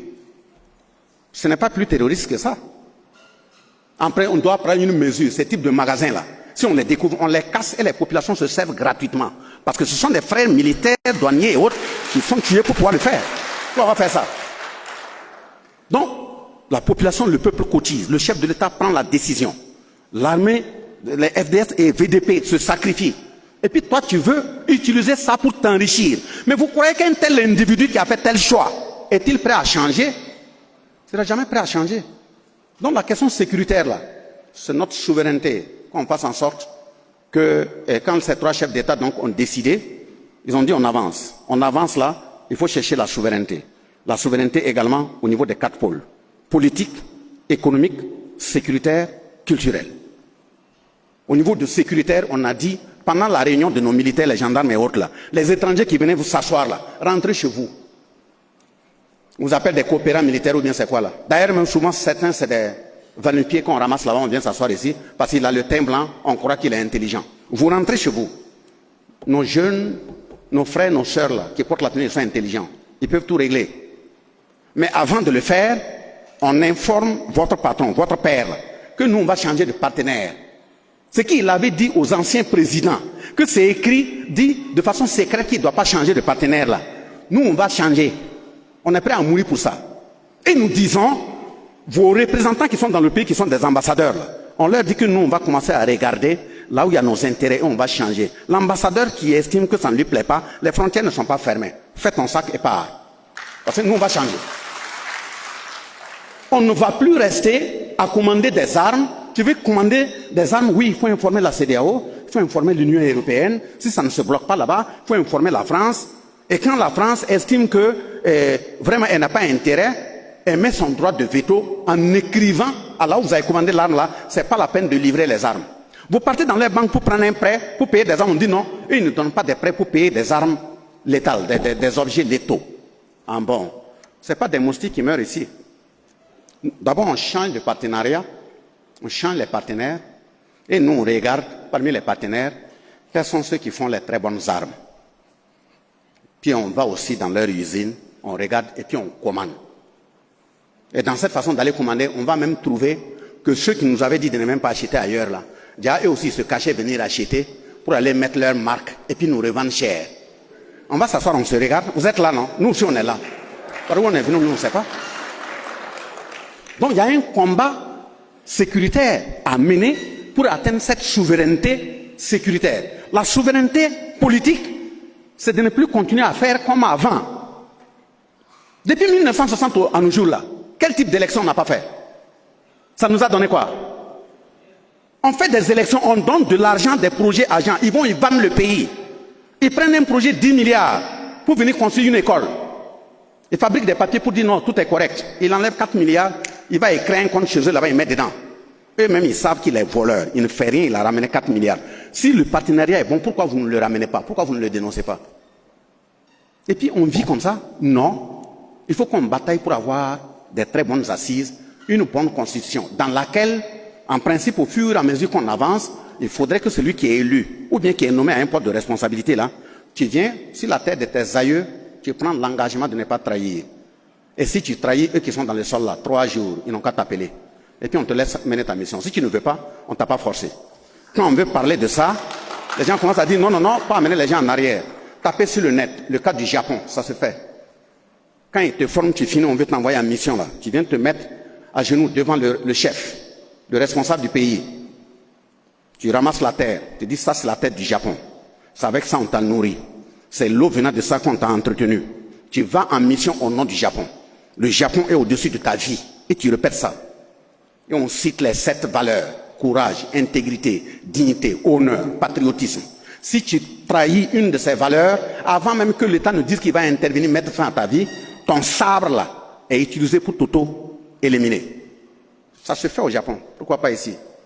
On veut parler, les gens disent non, ça là c'est occulte. Et pourtant, 2h, 3h du matin, ils traversent les villages pour aller même dans le même occultisme. Bon, on prend une louche même qui a fait 15 ans, qui n'a jamais été lavée, on met dedans, il boit, il rote, et puis il revient à 5h du matin, oui, le verre est sale. On n'a qu'à se respecter dans ce pays-là. Il faut être correct. Mais ils disent aussi ils ne veulent pas, et pourtant les mêmes qui se disent assez éclairés, mais s'ils vont, prenez même Tinkourou, si vous sortez là, allez-y dans un, ne vous faites pas fouetter, allez-y dans une auberge, ou bien dans un hôtel, vous leur demandez voir, est-ce qu'ils ont une chambre numéro 13? Il n'y en a pas. Pourquoi? Pourquoi quelqu'un, il se dit trop éclairé, ils ne vont pas demander dans un hôtel, moi, réservez-moi la chambre numéro 13. Ils n'y vont jamais. Prenez une échelle par terre, collez au mur, dites à un Anglais de passer en dessous. Il ne va jamais le faire. La pire insulte que tu puisses faire à un Chinois, c'est de lui dire, il y a le repas qui est posé, il y a des cuillères, il y a des fourchettes. S'il ne te répond pas, c'est parce qu'il sait maîtriser. Sinon, chez eux, c'est leur baguette. C'est culturel. Or, ils fabriquent des cuillères, ils fabriquent des fourchettes chez eux. Pourquoi nous, on est des souchés? Regardez à Tinkourou ici, dans le temps. L'heure de la nourriture, même si c'est une fois par semaine, toute la famille est convoquée. Ça permet de savoir qui est là, qui n'est pas là, qui a des soucis. C'est pas seulement pour le repas, on réunit les gens. Ça permet de contrôler, de s'entraider, qui a des difficultés. Parce que si on dit que tel jour à midi, tout le monde, toute la famille, quelle que soit ta richesse, vous devrez revenir manger ensemble. Prépare la nourriture, vous êtes assis autour du plat. Toutes les mains sont lavées. Le plus petit tient le plat. Les mains voyagent et puis elles reviennent. Quand ça sort, tout le monde est consolidé. La fraternité se renforce. La discipline aussi se renforce parce que même s'il y a un seul morceau qui est posé au milieu du plat, personne n'est fou d'aller toucher à ce morceau tant que le plus âgé n'a pas encore pris ça à partager à tout le monde. Vous mangez, hein, vous rongez, chacun regarde, mais on tourne autour du morceau. C'est pas de la discipline? C'est ça la discipline. Donc c'est ce combat-là qu'on est en train de mener. Et pour terminer, quand je dis que ce qui reste est grand, ne vous laissez pas tromper par ceux qui donnent l'impression d'être pressés. C'est souvent les ennemis qui les envoient. Oui, vous êtes en train de parler là. Vous allez laisser le franc CFA. Vous avez dit c'est pas pour vous. Votre franc là, vous allez créer quand? Pourquoi on va vous dire? On a dit, c'est nous qui voulons faire notre monnaie. Et on ne sera plus lié à la monnaie coloniale. Le franc des colonies françaises d'Afrique. Tu prends un billet de 10 000 ici à Ouaga, tu descends à Libreville, ou bien en tout cas dans un pays de l'Afrique centrale, c'est pas possible, tu ne peux pas utiliser. Il faut traduire ça en un autre franc CFA. Et vous voulez que nous restent dans ça? Non. Les chefs d'État disent qu'ils sont en pleine réflexion. Mais quand tu regardes, ce n'est pas le fait qu'ils ne voient pas le franc CFA là qui fait les questions. Puis ils voient des armes qui rentrent, ils voient des véhicules qui rentrent, ils voient des motoculteurs qui rentrent, des centaines. Parce que si c'était en franc CFA, on va aller remettre et ils vont traduire dans leur franc, ils enlèvent ce qu'ils veulent et le reste là ils reversent. Mais comme ils ne voient rien passer chez eux, mais le matériel ne continue de venir, on ne va pas vous dire, même si c'est des herbes, on va couper pour aller acheter. Votre problème est où? Depuis quand on prend une route, on dit à l'ennemi, moi je m'en vais ici. On ne dit pas là où on part. On avance. L'essentiel c'est d'avoir confiance au chef d'État. Le deuxième élément de difficulté, c'est la question sanitaire. On est tous ici assis, ici, on avale des comprimés, on prend des vaccins. Qui sait de quoi c'est fait? Qui a fait ça? Faites-vous délivrer une ordonnance ici. Prenez l'avion. Allez en Europe. Allez-y dans une pharmacie. Aucun de ces produits ne sera trouvé. Donc qu'est-ce qu'ils nous envoient? C'est eux qui savent ce qu'ils mettent. Ça veut dire après la guerre physique avec les armes, ils peuvent décider de par les produits médicaux là, de nous détruire. On dit on nous fait des injections, on fait boire des trucs, comment dirais-je, des produits. Mais ça contient, qu'est-ce qui prouve qu'on n'a pas programmé notre mort dans 15 ans, 10 ans? Une certaine tranche d'âge. Qu'est-ce qui prouve qu'on n'est pas en train de programmer la jeunesse, les enfants à une stérilité avancée? Quand on va dans les écoles, on dit oui, il y a les Nord-Plan, il y a planification familiale. Même un enfant qui n'a pas encore même eu un enfant, vous lui placez des éléments, des injections, oui, que c'est pour contrôler la naissance. C'est quelle naissance? C'est pour détruire les Africains de façon programmée à une période.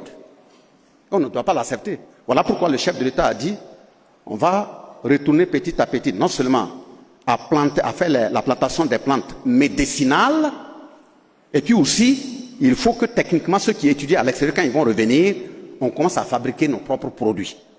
Et mieux, il faudrait que dans les hôpitaux, on associe maintenant nos parents qui sont très bien avancés dans le traitement médical au niveau traditionnel. Il faut les associer.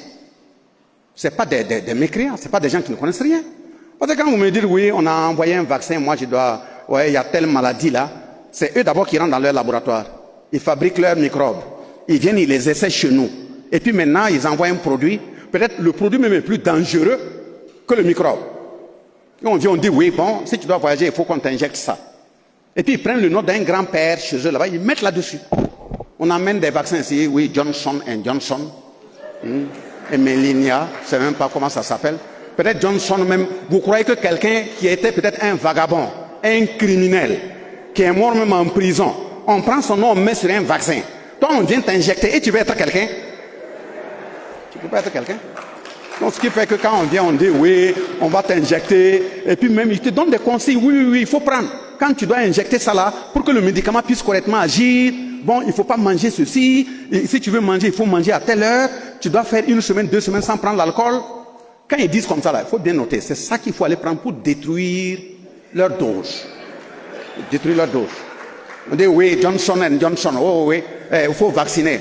Oui, mais tu dois faire 2 semaines sans boire l'alcool. C'est pas grave, vaccine. Si moi je sors là, prochain maquis là, je m'arrête 2 bouteilles. Et puis je continue. On va continuer. Donc voilà pourquoi le chef de l'État dit, côté médical là, on doit aller dans ce sens. Il faudrait qu'on sache ce qu'on utilise comme produit sur nos parents. L'autre élément qui suit, c'est la question alimentaire. Qu'est-ce que nous mangeons? Vous voyez, on prend un petit plat de riz comme ça, on met dans une grosse marmite, ça se remplit. Il y avait quoi dans ce petit plat de riz là? Vous êtes sûr que c'est ce qu'ils mangent chez eux? Pas du tout. Des produits périmés qui ne doivent même plus être consommés par des animaux. C'est ça qu'on convoite chez nous pour nous donner. Donc on doit s'investir pour faire l'autosuffisance alimentaire. Et c'est ça qui est en route. Comme le chef de l'État a fait rentrer des machines, des éléments agricoles en intense, et que depuis un certain nombre d'années, nous sommes en phase aussi avec nos ancêtres, les chefs ont versé quelques louchées d'eau. Ça fait 2 ans maintenant, il pleut très bien. Mes chers chefs, l'année prochaine, verser des canaries. Il pleut très bien. Donc ça veut dire si on avance comme ça, il n'y aura pas de problème. On va savoir ce qu'on mange. Produisons ce que nous mangeons. Et vous avez vu comment on a mis dans nos têtes, comment ils veulent nous tuer. Même dans l'école, on nous apprend qu'à la maison, là, le taux n'est plus bon. Quand tu rentres de l'école, tu vois, on prépare un taux, on veut parler à tout le monde. Chacun dit, c'est l'Afrique en danger. Mais au moins, le taux, vous savez d'où ça vient. Vous êtes sûr que ce que vous êtes en train de les macaronis et autres là, vous êtes sûr que ce n'est pas l'Afrique en danger? Là même, c'est même pas l'Afrique en danger, c'est l'Afrique morte. Puis tu ne sais pas ce que tu consommes. On est ça, on est dans ça. Vous prenez les boîtes de lait, sortez dans une alimentation, payez la boîte de lait et regardez ce qui est écrit dessus.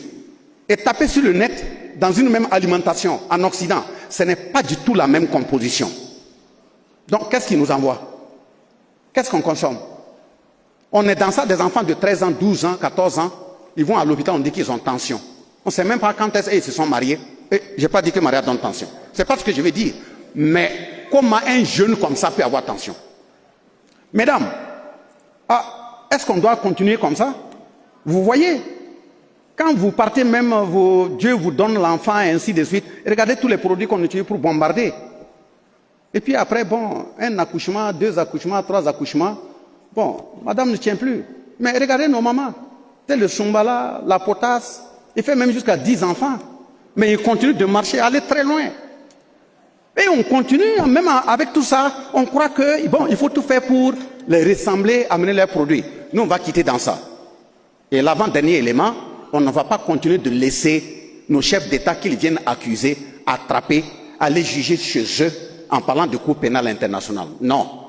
Nous, on est sorti de la Cour pénale internationale, on va créer une Cour confédérale de justice. Si quelqu'un déconne, on va se juger entre nous. Il n'y a pas de raison que vous preniez un Africain parce qu'il gère bien son peuple pour aller le juger. Pourquoi vous allez le juger? Parce que même quand on dort et puis on l'amène là-bas, et ils viennent le libérer dans 2 ans, 3 ans, il ne va pas vivre longtemps. Parce que la chambre là où il dormait, qu'est-ce qu'il faut qu'ils n'ont pas mis des rayonnements? L'eau qu'on lui a donnée à boire là-bas pendant ces années-là, c'est quoi? La nourriture qu'il a mangée là, c'est quoi? On a programmé sa mort. Donc voilà pourquoi les chefs traditionnels, ceux qui s'occupent de la tradition, doivent être préparés pour nous accompagner. Et même accompagner ceux qui vont au front. Je l'ai aussi dit, les militaires, les gendarmes, les policiers.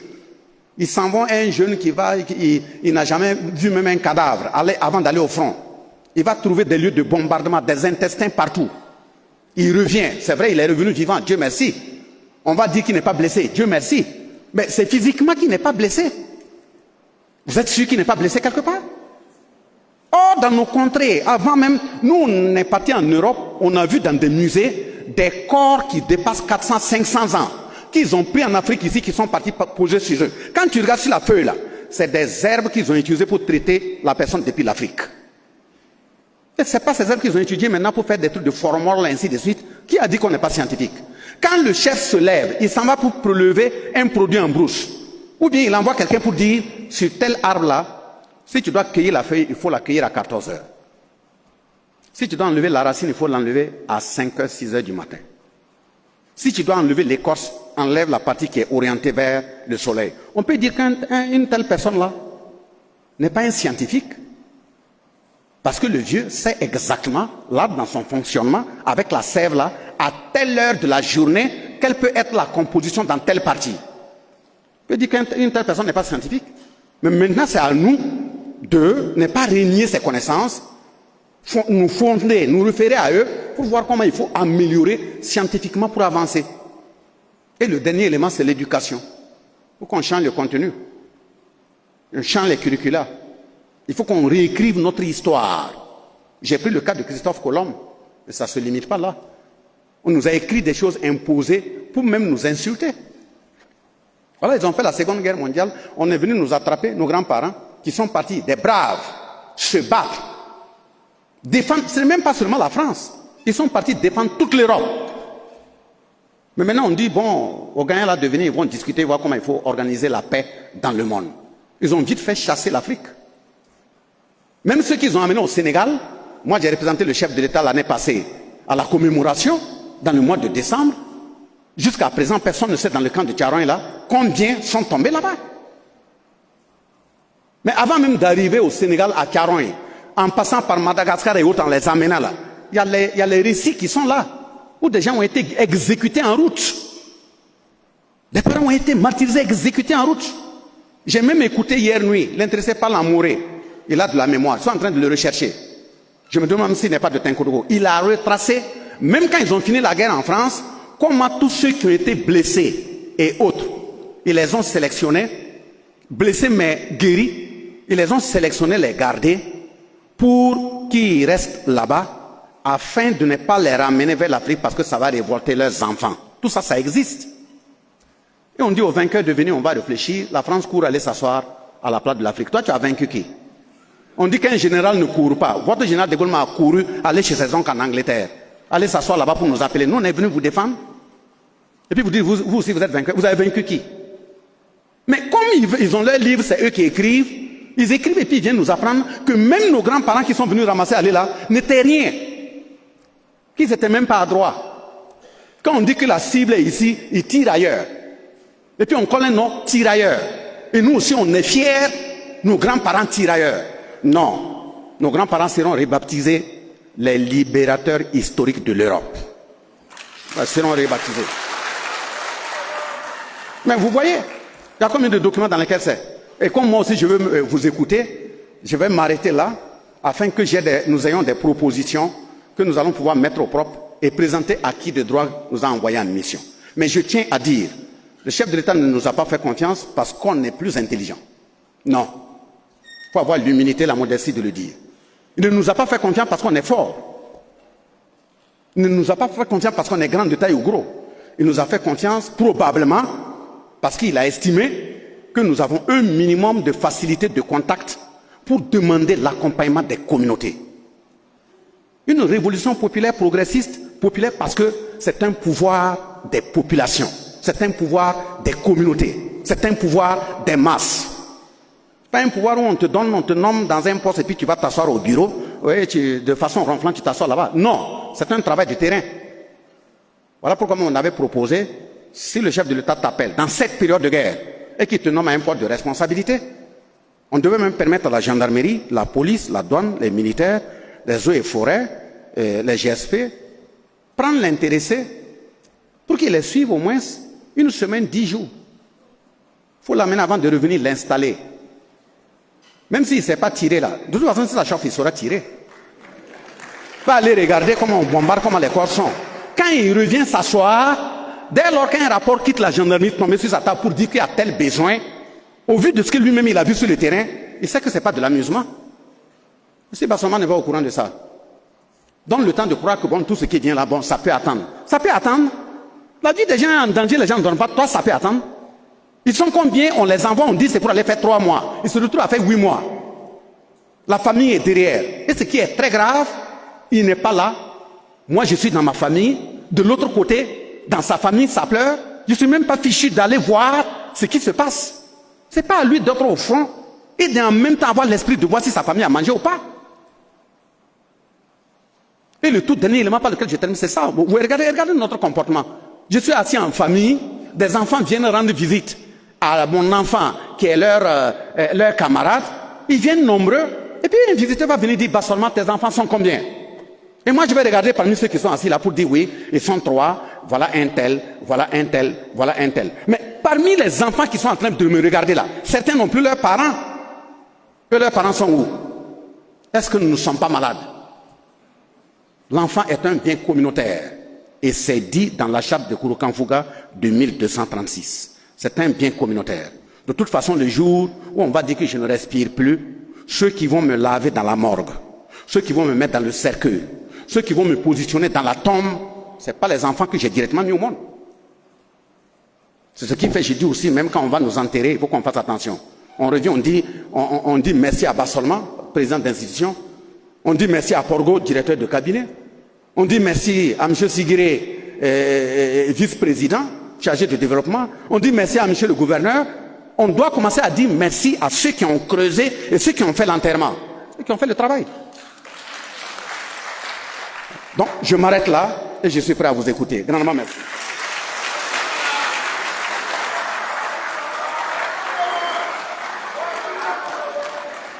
Merci encore à notre conférencier.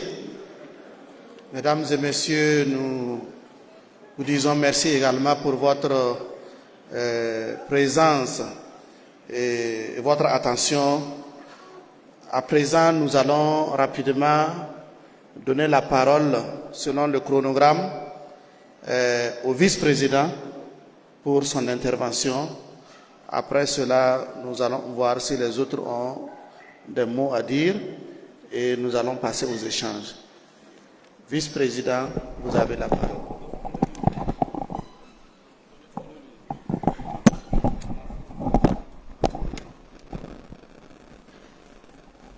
Ok, merci beaucoup. Le président prend la parole et puis on vous donne la parole, vous êtes perdu, hein? Vous ne savez pas quoi dire. Le président Bassolman est un homme pour qui j'ai beaucoup d'admiration.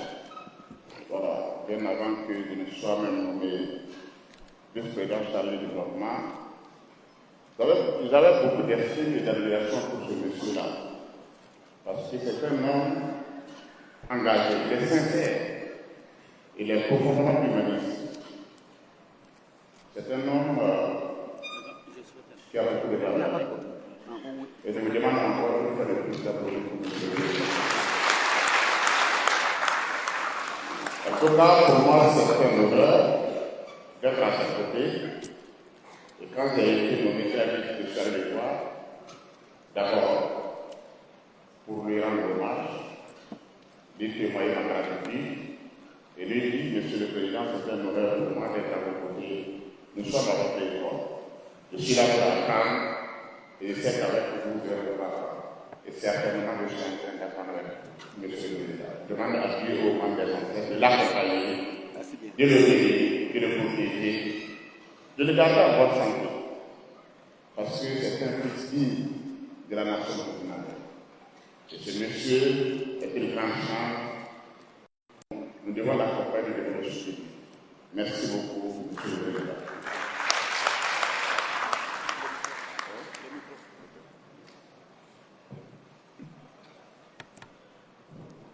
Merci bien.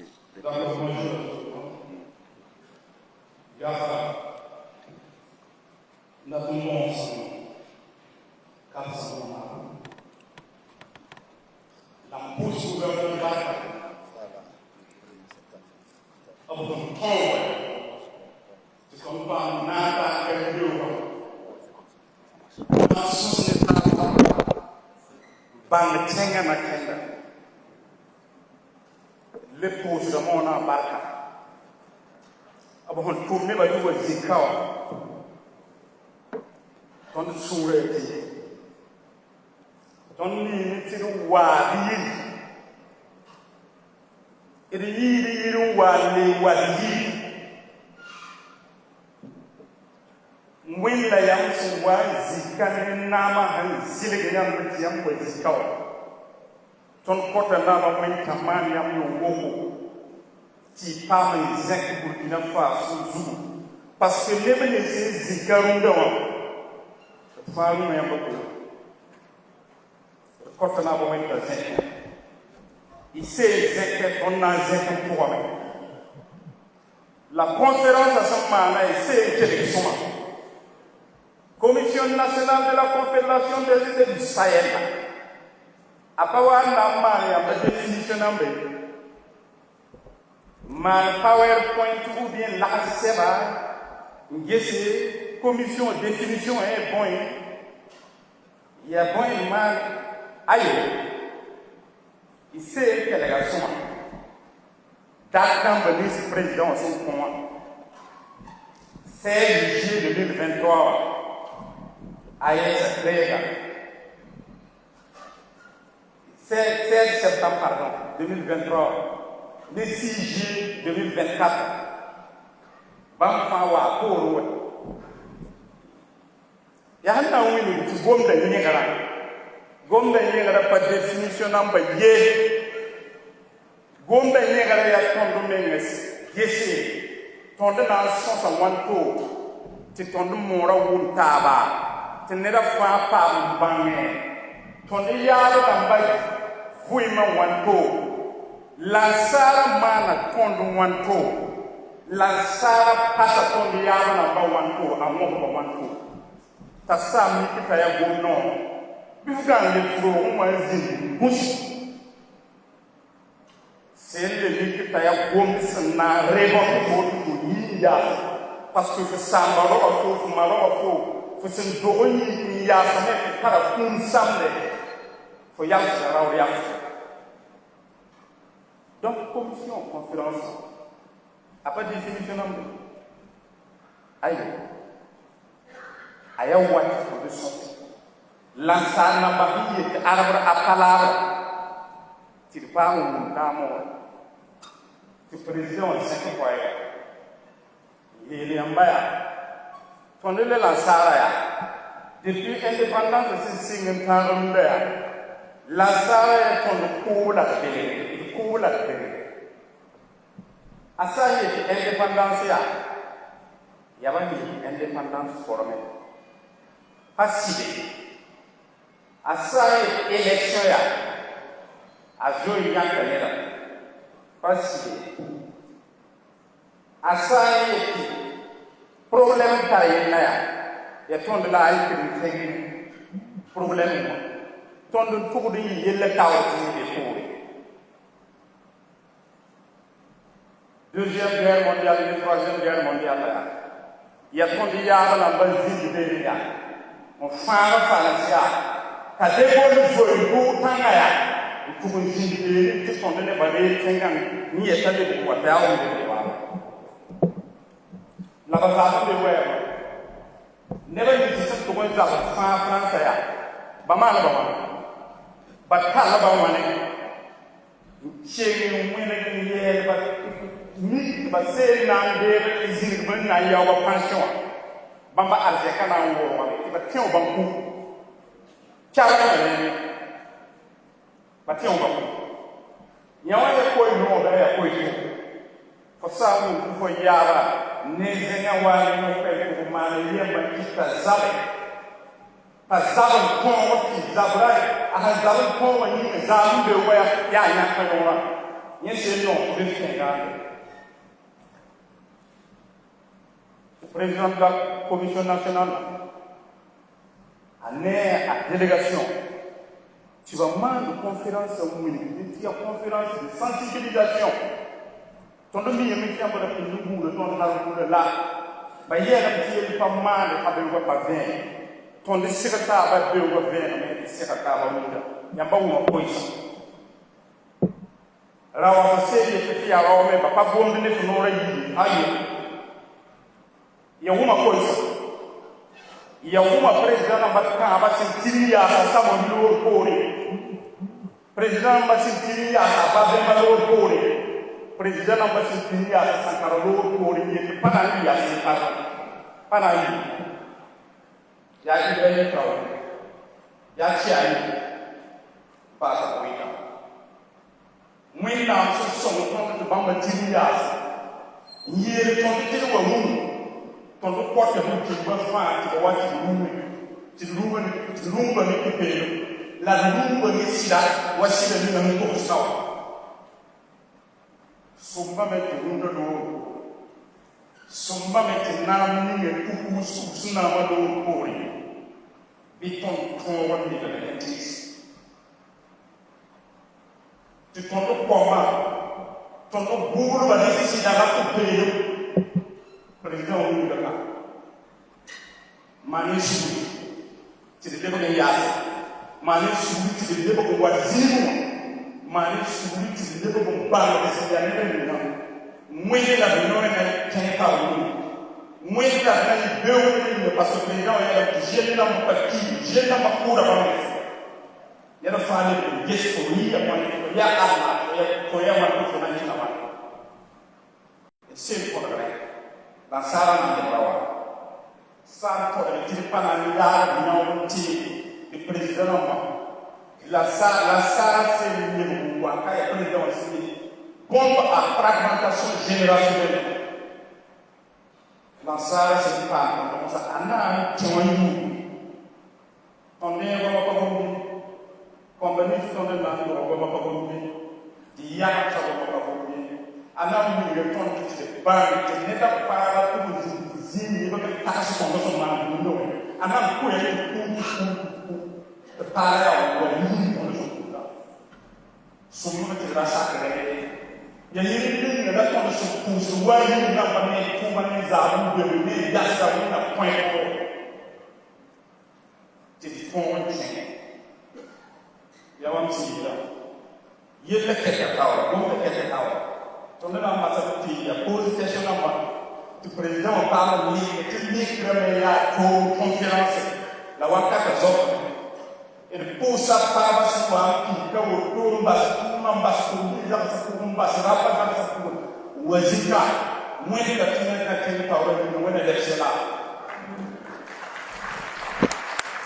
nike ngasuwa zika kiba tibose niki kwa mwene mwati kwa pamita ataku mwamara mwene kumsina gouverneur la pour ce point autour quand la kibuno wote tukonde na hizi ngombu kila kwa mwene zeki gouverneur tu tenga na basu dum gouverneur pour te tenga tenga do ma ko na mwene kazanya mbawa pe uzalane le kazati to do na ko tenga tenga tawa mwene zeki la mwene yiki la mam tenga ke kasma se ngombu fuwa na runda na fuwa na pe la mer na mo mala ya ndati fugala la funam tumala fusumbu tumala zikra na position ndati conférence de sensibilisation. Merci.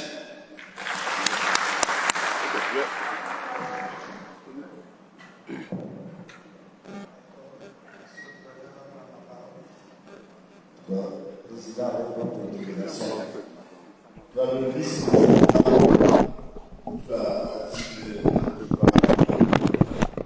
fini de parler du président parce que tout le monde le connaît dans sa franchise et je crois que vous qui êtes là, c'était pour l'écouter.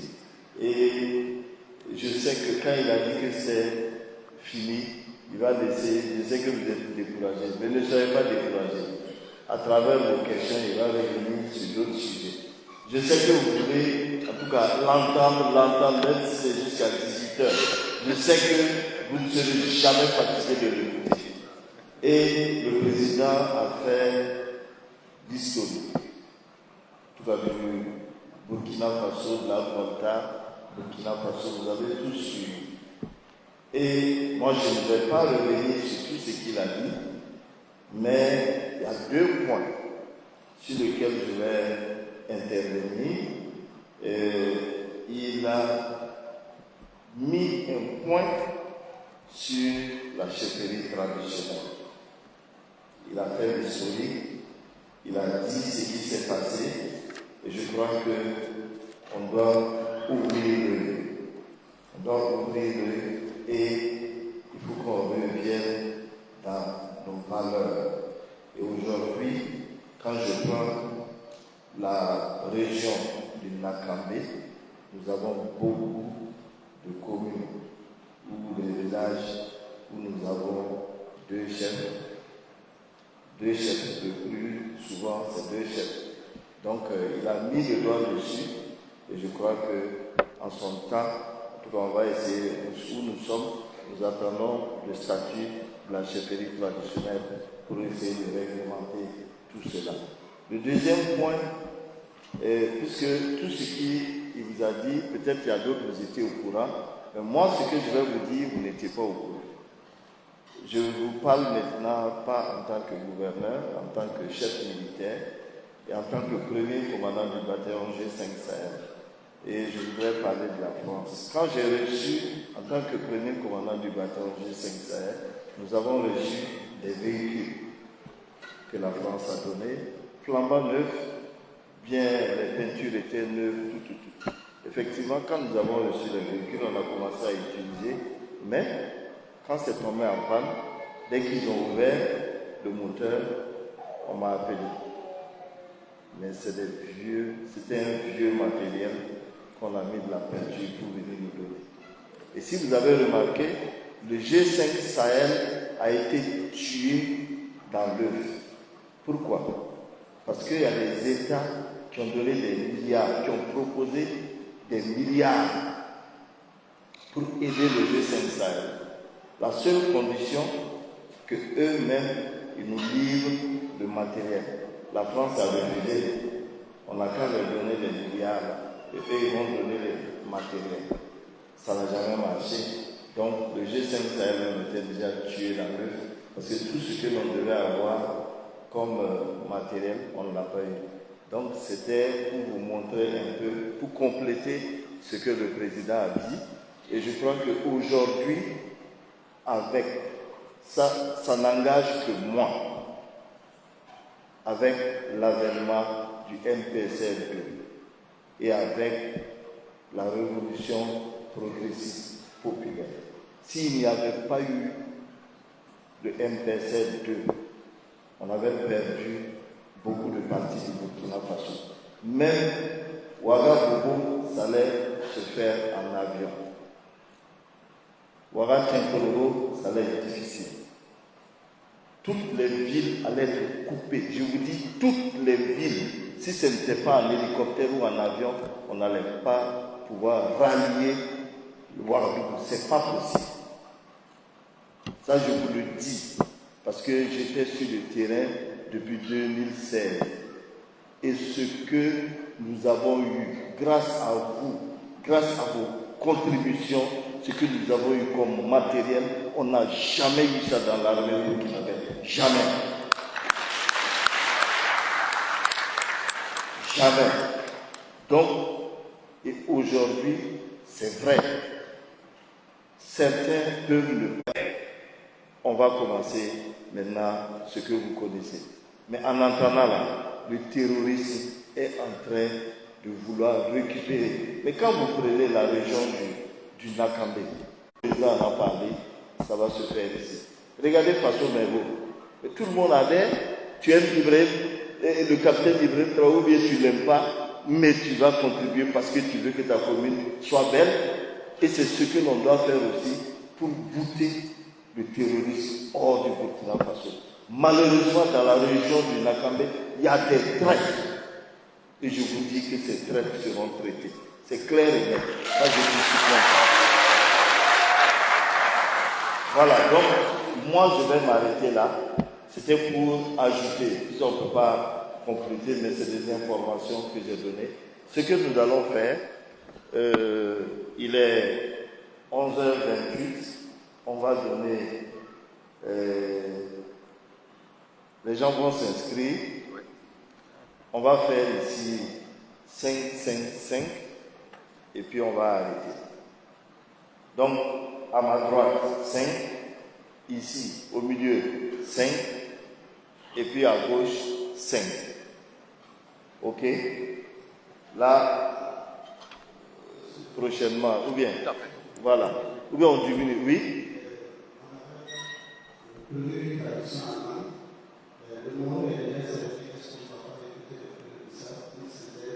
En quoi? Mais lui, il a traduit en moré, c'est fini. Non, non. Quelle traduction? On ne fait plus de traduction. On continue. Lui, le petit Yadra, là, il a parlé avec son accent, là. Tu n'as pas entendu, non? Donc, c'est bon. Vous voulez un ambissa? Ah, ok. Cousine, c'est toi qui dois venir. Viens. Bon, c'est une bisa. Non, il n'y a pas de problème. Bon, comme c'est ma patronne, il n'y a pas de problème. Cousine, je crois que c'est en moré, mais le président dit comme tu es sa patronne, tu vois, il a accepté que tu es sa patronne, donc tu peux prendre la parole. Je m'excuse, je crois que c'est en moré.